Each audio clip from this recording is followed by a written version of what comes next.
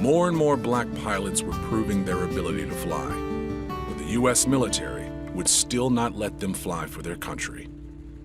The Negro is physically qualified for combat duty, but he is by nature subservient and believes himself to be inferior to the white man.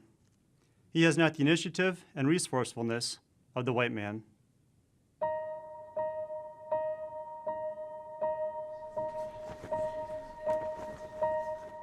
African Americans in military were only allowed and relegated to subordinate roles, cooks, cleaners, etc.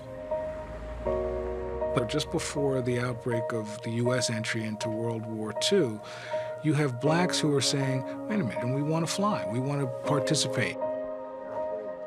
A black fighter pilot seems to go contrary to the notion that African Americans are inferior and that fighter pilots are the best of the best. Nazi Germany represented racism on a monstrous scale. In America, black leaders put pressure on the government to prove its founding principles of democracy and justice for all. So what they decided to do was to create an all-black base and train an all-black squadron. And Tuskegee, the historic Tuskegee Institute, was selected as the base, and they built a base there and began training in 1941. For the first time, the military allowed black pilots to train for combat. The military set a high bar for acceptance into Tuskegee. Those who got in were smart and experienced. Most of the people who make the initial cuts to be Tuskegee Airmen, these are people who could already fly.